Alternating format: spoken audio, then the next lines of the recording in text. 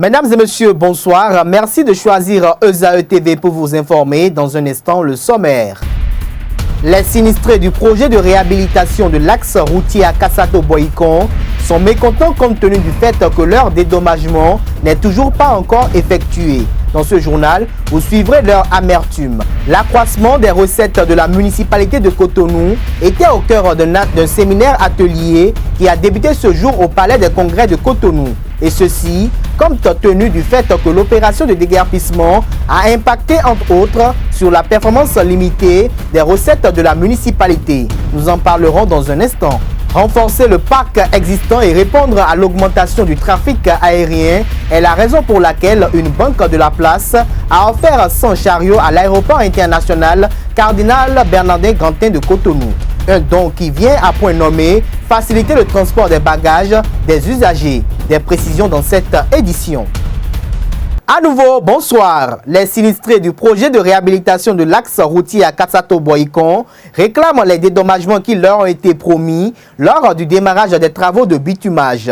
Après une kyrielle de plaintes qui sont restées vaines, ces sinistrés sont contraints d'espérer le miracle divin qui amènera le gouvernement à les rétablir dans leurs droits. Reportage. À quand le dédommagement des sinistrés du projet de réhabilitation de la route à Kassato-Boycon? Du lancement à l'achèvement de ces travaux, aucun copec n'a été versé. Pour combler les dégâts infligés aux populations, les riverains ayant subi ces préjudices réclament justice.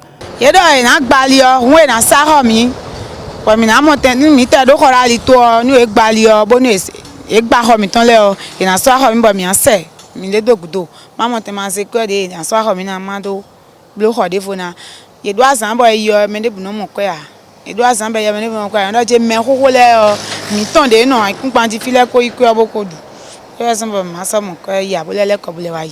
Il est au Soudan mais des autres il y a dit là mais on doit appuyer ici. Mais deux briques qui collent au moins et là na suye million vraiment mais là na million mais timba na million en ton. Bon c'est. Depuis 3 ans on a été cassé. Pensant qu'on va nous dédommager, nous sommes restés là jusqu'à ce jour. Bon, ils ont promis le faire. En temps, on a appris que la zone de Boycon, c'est-à-dire de Boycon à Serhoué, que les gens ont été payés. Je n'ai pas vérifié, je ne peux pas vous dire que c'est vrai ou si c'est faux, mais j'ai eu l'information. Mais jusqu'à ce jour, nous demandons ce que l'État fera de nous autres. Mais tout dernièrement, je dirais avant-hier, j'aurais appris que les gens ceux qui vont nous dédommager viendront et nous régler à partir du 18 prochain. Pourtant, la mairie de la commune d'Alada prévoit des travaux de recensement, d'évaluation et de paiement pour les localités de Renvi et à Togon du mardi au vendredi 17 février, à Alada du 21 au 24 et à Sekou du 28 février au 17 mars. Mais les victimes peinent à croire un jour à une réhabilitation de leurs droits.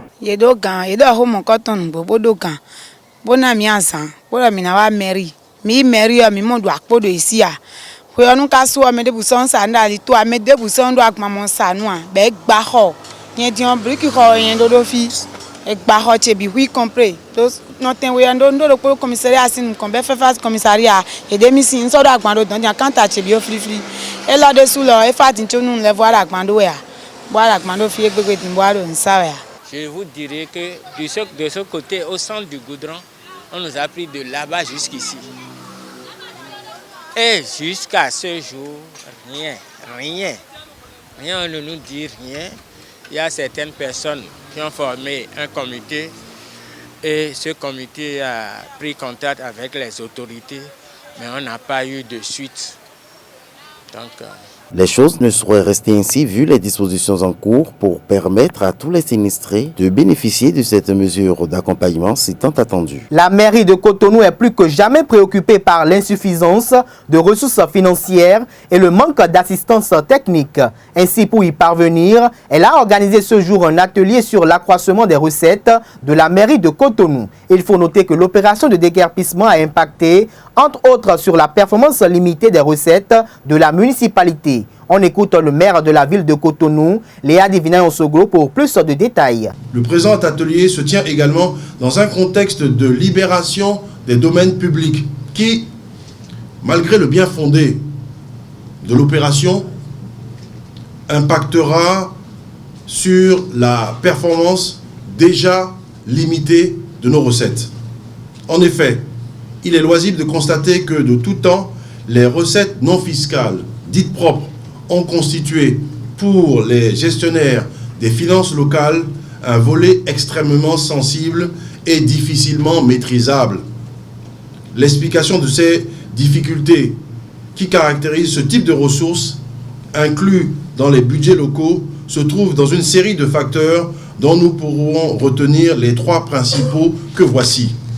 Premièrement, la querelle des droits, taxes, redevances constitutifs des recettes non fiscales, au total une quarantaine, dont principalement les droits de place sur les marchés ou de parking sur les gares routières, les taxes sur les taxis et taxis-motos, les taxes d'occupation temporaire du domaine public, les taxes sur la publicité, les spectacles, les actes liés à la certification foncière, au permis d'habiter, à la voirie, les légalisations de signatures et autres expéditions d'actes administratifs et conventions. Malgré ce nombre impressionnant des composants des recettes non fiscales, leur rendement est resté faible, avec un taux de réalisation qui tourne autour de 18,66% de l'ensemble du recouvrement des recettes inscrites au budget local, alors que les recettes fiscales dont la gestion est confiée par le législateur à la Direction générale des impôts font au moins 59,11% des recettes du budget local, avec seulement les 4 principaux impôts que sont la patente et la licence, les contributions foncières des propriétés bâties et non bâties, auxquelles s'ajoute la taxe foncière unique, TFU, et la taxe professionnelle unique, TPU, actuellement taxe professionnelle synthétique, et la taxe d'enlèvement des ordures. Je mesure l'ampleur de la tâche et les difficultés à mettre fin aux mauvaises pratiques qui se sont inscrites dans la durée. C'est pourquoi le conseil municipal de Cotonou, par ma voix, souhaite la mise en œuvre de mesures rigoureuses et d'actions hardies dans une démarche inclusive et une approche participative. J'en appelle donc au concours du gouvernement, par le biais des départements ministériels concernés, à la contribution des partenaires techniques et financiers ici représentés, et au sens de responsabilité des autres collecteurs légaux, dont la SOGEMA, la SBE, l'Office de gestion des stades du Bénin, les régisseurs des panneaux publicitaires et autres partenaires de la ville. 100 chariots ont été offerts ce matin à l'Agence pour la sécurité de la navigation aérienne à SECNA par une banque de la place.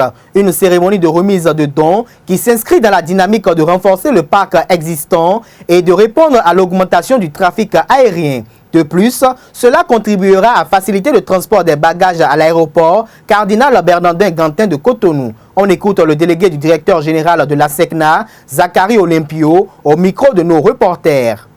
Honorables invités, mesdames et messieurs, permettez-moi au nom du système, de tous les intervenants dans le système aéroportuaire, de dire la bienvenue à la délégation, à la forte délégation de la BOA Bénin, venue ce matin à l'aéroport international Cardinal Bernardin Gantin de Kadiaoun, nous fait la remise d'un don de 100 chariots. C'est ici l'occasion de remercier sincèrement le directeur général de la Banque Ocap Bénin qui a tenu à concrétiser cette offre datée de 2014, si j'ai bonne mémoire, et qui a fait l'objet l'année dernière de la signature d'un protocole d'accord entre la Banque of Africa Bénin et la délégation aux activités aéronautiques nationales du Bénin. Au nom de toute la communauté aéroportuaire et notamment des passagers qui passeront à l'aéroport international Cardinal Bernardin Gantin de Kadiaoun, Je remercie la BOA Bénin pour nous avoir fait ce don de 100 chariots de dernière génération. C'est des chariots assez robustes qui ont une longue durée de vie. Je promets au directeur général de la BOA Bénin et à toute la BOA Bénin que nous ferons très bon usage de ces chariots. La transparence dans la passation des marchés publics au sein des 3 villes à statut particulier, à savoir Cotonou, Porto Novo et Parakou, était au cœur d'un atelier de validation du rapport de l'étude diagnostic sur la mise en œuvre du système intégré de gestion des marchés publics SIGMAP. Initiée par l'organisation non gouvernementale Social Watch, cette séance de travail s'est déroulée hier à Cotonou. Le compte rendu. La phase 2 du projet Les citoyens dans les marchés publics au Bénin afin de mettre en place le système intégré de gestion des marchés publics SIGMAP dans les 3 villes à statut particulier Cotonou, Porto Novo, Parakou. Un système qui permet la transparence et la crédibilité dans la passation des marchés publics. Une étude du projet qui s'est effectuée dans 3 ministères, à savoir celui de l'éducation, de la santé et les infrastructures, dont les résultats seront amendés lors de cet atelier. L'objectif global de ce projet est de contribuer à la transparence et à la crédibilité des marchés publics au Bénin.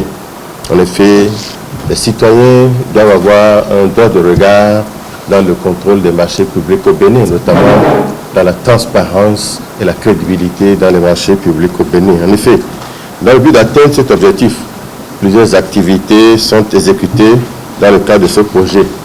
Au nombre donc de ces activités à réaliser figure l'action 2.1 qui est essentiellement de faire un diagnostic sur la mise en œuvre du SIGMAP dans les 3 communes à statut particulier, Cotonou, Porto Novo et Parakou. Le dit atelier qui vient à point nommé pour valider le rapport de l'étude diagnostique de la mise en œuvre du SIGMAP. Ce projet a connu la participation des partenaires tels que l'autorité de régulation des marchés publics RMP et la direction nationale de contrôle des marchés publics DNCMP, tous s'inscrivant dans la même vision que l'ONG Social Watch. Je suis content que cette étude soit arrivée pour pouvoir essayer de évaluer à mi-parcours le travail accompli. Et c'est des œuvres sans cesse à parfaire. Et donc, pour la crédibilité, pour la transparence dans les marchés publics, l'ARMP ne peut que se réjouir de tout ce travail que Social Watch Bénin fait à côté des partenaires des marchés publics. Un élément qui va nous permettre quand même de voir un peu comment le SIGMAP est perçu par les acteurs et aussi par les populations, par les citoyens. Donc cet atelier, je pense que les résultats qui vont sortir de cet atelier vont peut-être nous permettre d'améliorer et de voir comment perfectionner ce système-là pour un peu plus de transparence et un peu plus de crédibilité dans les marchés publics au Bénin. Le SIGMAP Bénin est la meilleure version de l'UMOA. Le quartier Akpakpa Dodomé est très sale. Situé en plein cœur de la capitale économique, ce quartier du 4e arrondissement de la ville de Cotonou regorge assez de tas d'ordures et des immondices. Situé en plein cœur de la ville de Cotonou et bordant la lagune, le quartier Akpakpa Dodomé végète dans l'insalubrité. Des ordures, des sachets, des tas d'ordures bordent tous les recoins des concessions du dit quartier. Une situation qui tire ses origines des comportements des habitants qui y vivent. Si on devait repasser dans l'ancien temps, on va comparer, il y a une amélioration un peu dedans. Sinon le quartier véritablement, sans mentir, c'est un banlieue, comme le dit. Parce qu'on a vu qu'un quartier qui se situe au centre d'une ville économique et le quartier est tout sale, il n'y a pas la propreté. Nous avons toujours la dominance des habitants précaires qui dominent et l'installation de beaucoup de mauvaises choses par rapport à nos comportements et aux ventes des transferts de l'essence bailleur, bon, un peu de tout. Il n'y a pas la propriété. Ce qu'on dit l'hygiène n'y est pas du tout. Moi, je trouve que l'environnement de Dodomé est plus sale.